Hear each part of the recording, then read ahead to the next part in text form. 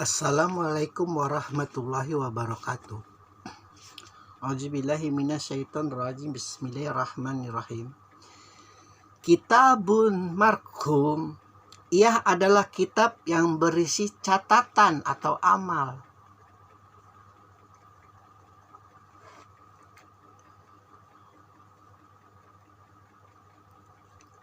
Saking logiknya Islam, saking rasionalitasnya Islam,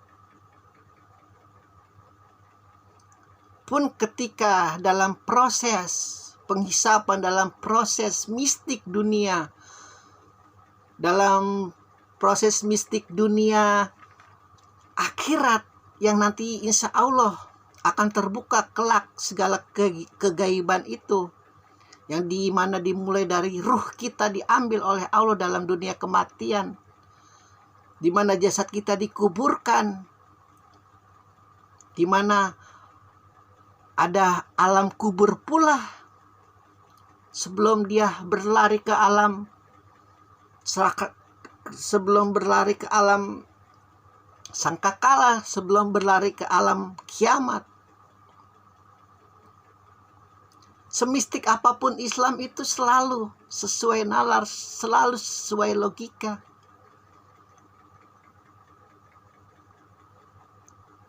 Allah menerangkan, ia adalah kitab yang berisi amalan atau catatan. Harus ada bukti. Di dalam sebuah hukum itu harus ada bukti. Hukum negara kita minimal 2 bukti. Baru orang itu dicap sebagai tersangka, belum sebagai terpidana, sebelum hakim memukul palunya di meja pengadilan. Tidak ujuk-ujuk Allah, karena dia saking besarnya, dia saking sucinya. Tanpa bukti apapun orang itu langsung masuk neraka, orang itu langsung masuk surga, tidak. Allah paham betul itu manusia pasti ingkarnya luar biasa, itu mulutnya. Pasti luar biasa itu ingkarnya, itu akalnya, hatinya, hawa nafsunya nanti ketika Allah mengatakan engkau telah berbuat dosa. Jangan kau anggap dosamu itu dari aku karena kau percaya apa yang telah terjadi atas manusia, atas alam semesta itu sudah aku tetapkan dari A sampai Z. Tidak. Kau terima amal catatanmu itu yang bernama sijin di belakang punggungmu. Sepasia apapun ketika kau hidup, retorikamu itu luar biasa menghipnotis manusia. Luar biasa kau mengumpulkan jutaan massa. Engkau berorasi tentang keadilan, tentang kebenaran, tentang kemerdekaan. Namun ketika engkau terjebak oleh bisikan laknatullah, sedikit demi sedikit kemudian engkau menyimpang. Engkau mengambil dunia yang secara sadar engkau tahu bahwa itu tidak benar.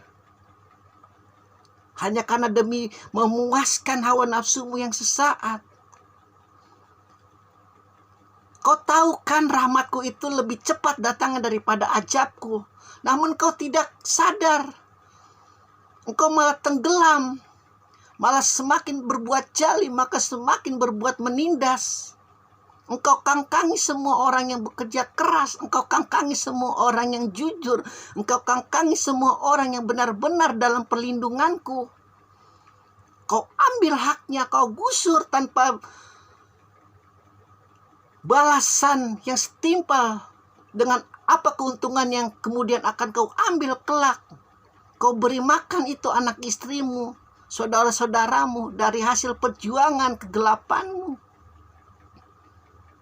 Kehormatan kemuliaanmu ketika engkau hidup, aku hinakan engkau di hadapanku.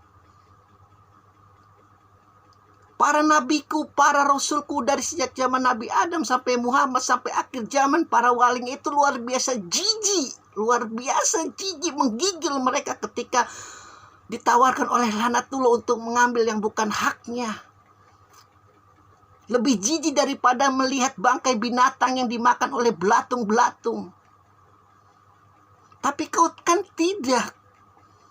Mungkin sekali 2 kali engkau karena manusia, engkau mungkin khilaf. Tapi tidak, ratusan kasus engkau amini nepotisme itu. Ratusan kasus engkau amini kau mengambil hak orang lain.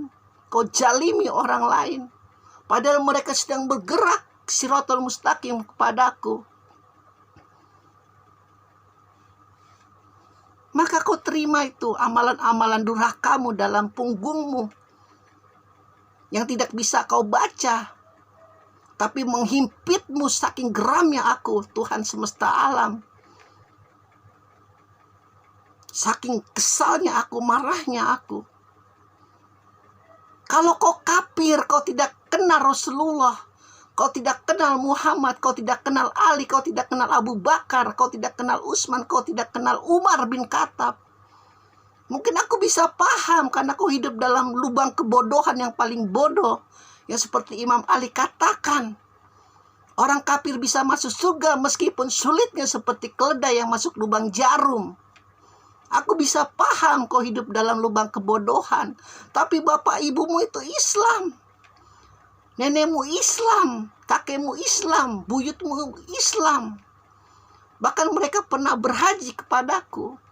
Mereka pernah berdoa kepadaku agar melindungi engkau. Masa hilap sampai ratusan kali? Masa hilap sampai ribuan kali? Engkau bunuh yang tidak sejalan denganmu. Meskipun engkau tidak bunuh, engkau bunuh masa depannya. Tidak engkau beri ruang bergerak untuk mereka dalam bidang ekonomi, dalam bidang apapun. Engkau itu tercipta dari apa sih? Sampai begitu terpesonanya dengan bisikan laknatullah. Para nabiku itu sangat menggigil. Sampai keluar keringatnya dari atas ujung rambutnya sampai ujung kakinya. Ketika ditawarkan, hai Muhammad, stop risalahmu. Aku janjikan engkau akan ditempatkan di tempat yang layak. Akan kunikahkan engkau dengan gadis yang paling cantik di Mekah. Hidupmu akan terjamin sampai engkau meninggal. Sampaikan kepada mereka, wahai pamanku, meskipun matahari di tangan kananku, meskipun bulan di tangan kiriku, tidak aku akan lari dari salahku. Tidak akan aku lari dari apa yang menjadi hakku. Bahwa tidak boleh itu berhala-berhala mengelilingi Ka'bah dalam bentuk fisik yang akan melukai mental-mental penyembahan-penyembahan berhala mereka kepada perbuatan-perbuatan biadab laknatullah. Kemaksiatan laknatullah, kejaliman laknatullah, penindasan laknatullah yang laknatullah sudah berjanji akan membawa sebanyak-banyaknya keturunan anak cucu Adam ke dalam lubang neraka. Tidak, sampaikan kepada mereka.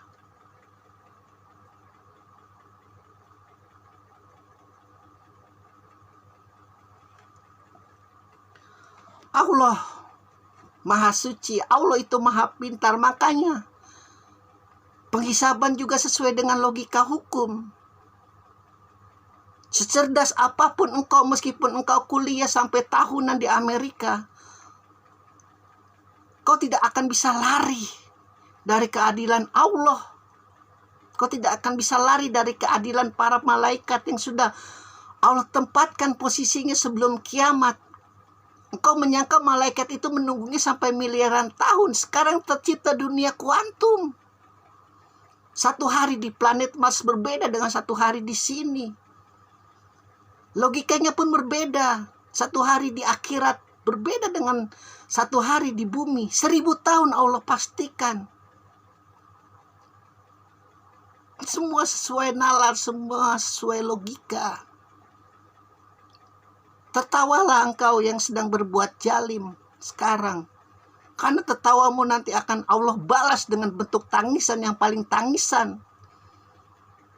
Engkau harus menegak itu air-air jahanam dari nanah, dari air mani yang ketika engkau berbuat jinah mungkin. Harus kau telan setiap hari. Alhamdulillahirobbilalamin.